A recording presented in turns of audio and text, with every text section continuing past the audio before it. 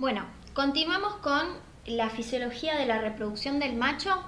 Este tema lo armó la veterinaria Julieta Díaz, pero por cuestiones personales voy a ser yo quien les grabe el audio de la presentación. El aparato genital masculino se conforma de un par de testículos, un par de epidídimos, dos conductos deferentes y las glándulas accesorias, que son las vesículas seminales, la próstata y las glándulas bulbouretrales. Todas estas glándulas tienen como fin mantener el proceso de maduración del espermatozoide. Y por último, tenemos al pene, que es el órgano copulador. En esta imagen que pueden observar acá, se puede ver el testículo, por este sector el glande del pene y el pene en sí, el escroto. En este sector de acá vemos a las glándulas bulbouretrales, por detrás se encuentra la próstata,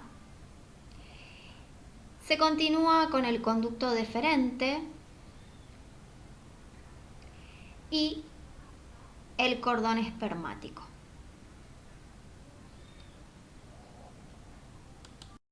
Los testículos son los que producen espermatozoides dentro de los túbulos seminíferos y andrógenos y testosteronas en las células de Leydig. El intersticio que sostiene a los túbulos seminíferos posee un epitelio seminífero formado por dos líneas celulares. La línea germinal, que está compuesta por espermatogonias, espermatocitos primarios y secundarios, espermatides y espermatozoides.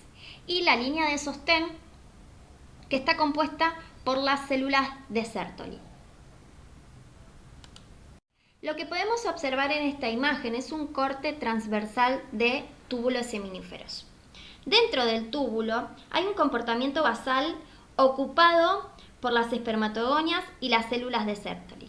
Pueden observar que las espermatogonias son células grandes con núcleos redondos y las células de Sertoli son células finas, largas y con núcleos aplanados.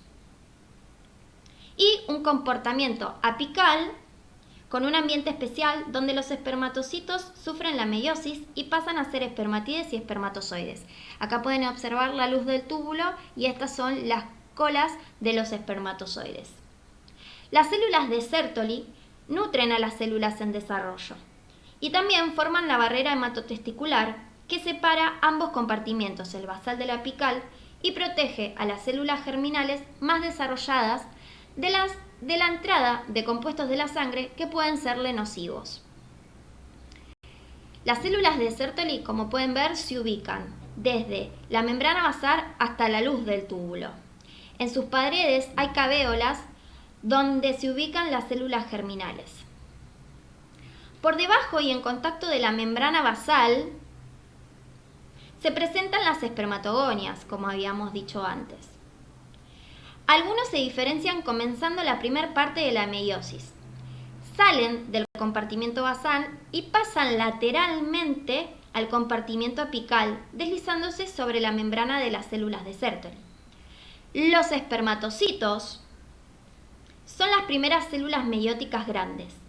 Estas se deslizan por las cavéolas laterales. Cuando se termina la división meiótica, se obtienen espermatides, a los cuales las células de Sertoli les elimina el citoplasma sobrante y favorece el desarrollo del flagelo, la distribución de las mitocondrias en la pieza intermedia y la supercondensación de la cromatina nuclear. Se forma también el acrosoma, el capuchón cefálico del espermatozoide, que se encuentra con una bolsa llena de enzimas que disgregan las proteínas de la zona pelúcida durante la fecundación. El resultado final es el espermatozoide, cuyas cabezas están invaginadas en cavéolas en la membrana apical de la célula de Sertoli. Los flagelos se ubican hacia la luz del túbulo. Los espermatozoides se inyectan, lo que llamamos espermiación, hacia la luz, dirigiéndose a los túbulos seminíferos y luego al epidídimo. Allí se concentran, maduran y adquieren la capacidad de movilización y fertilización.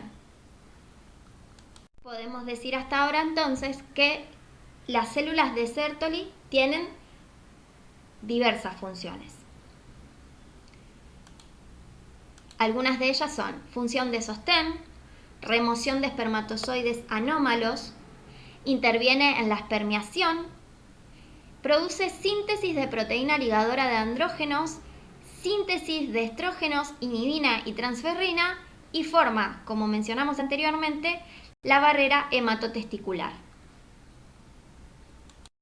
En esta imagen se puede observar a las células de Sertolis unidas y a los diferentes estadios de las células germinales. Este es una espermatogónia, un espermatocito primario, secundario, las espermatides y por último, en la zona apical de la célula de Sertoli, al espermatozoide.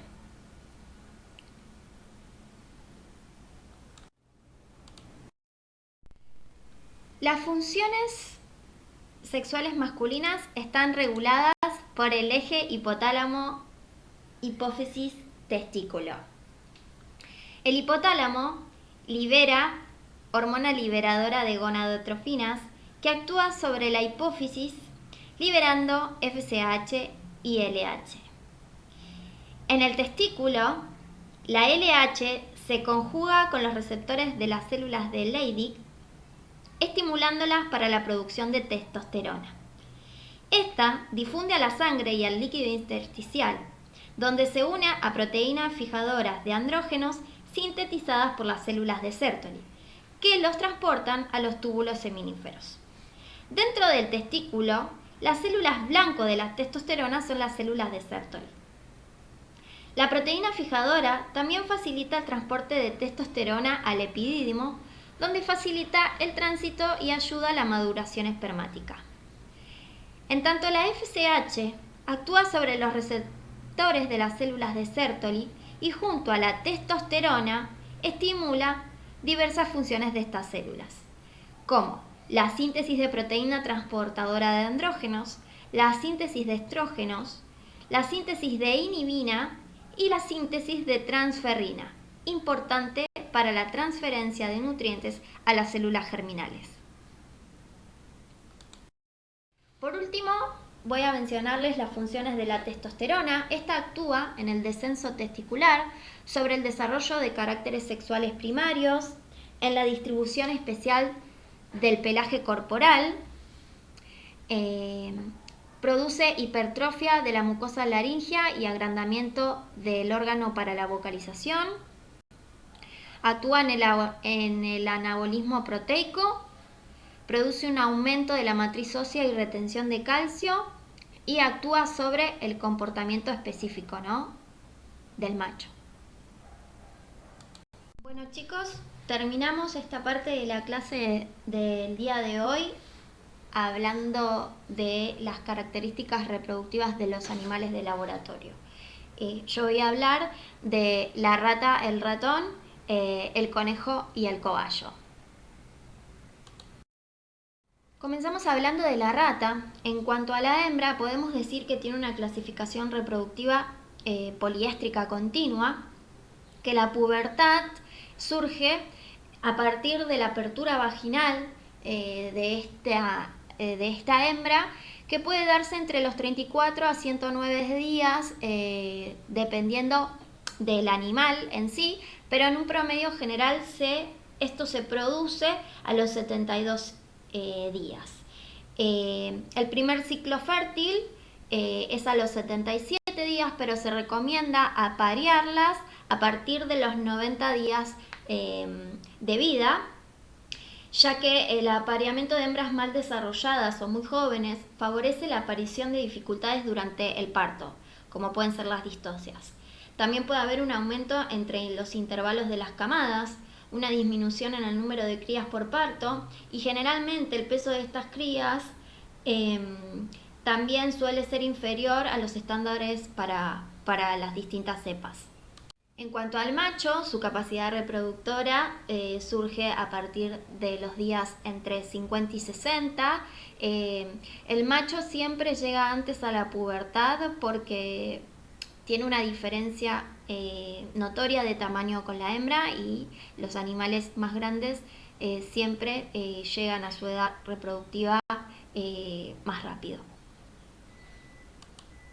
El ciclo estral de la rata dura entre 4 a 5 días, siendo más frecuentes los ciclos de 4. El proestro dura 12 horas. En él, la vulva se encuentra ligeramente inflamada y la vagina seca. Hay un pH de 5,4 y las células que se observan son células típicas epiteliales nucleadas y leucocitos en fase temprana. Luego estos leucocitos desaparecen y las células nucleadas se reemplazan por células no nucleadas cornificadas. En el ovario se observa desarrollo folicular y el útero se encuentra aumentado por el flujo de sangre. El estro también dura 12 horas, en donde la vulva se encuentra inflamada y las paredes de la vagina tienen un aspecto seco, blanquecino y lustroso. El pH disminuye a 4,2 y las células que se observan primero son 75% de células nucleadas y 25 cornificadas, y luego aparecen células epiteliales planas nucleadas. El flujo vaginal se hace más abundante y gaseoso. En el ovario hay folículos grandes y óvulos completando su maduración. Aquí, en esta fase, los estrógenos son responsables de los cambios uterinos y vaginales, el deseo del apareamiento y la liberación de LH y FSH en los 2 días siguientes. El metaestro se puede dividir en dos. El metaestro 1 dura 15 horas. El fluido vaginal es gaseoso y abundante. Se encuentran células pavimentosas, la vulva está inflamada y la vagina contiene cúmulos gaseosos. El endometrio se encuentra en degeneración vacuolar.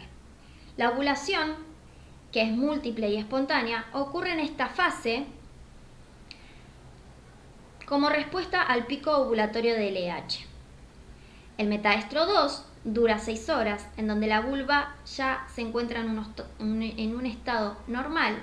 Las paredes vaginales se encuentran húmedas, el endometrio comienza a regenerarse y los óvulos son liberados hacia el oviducto.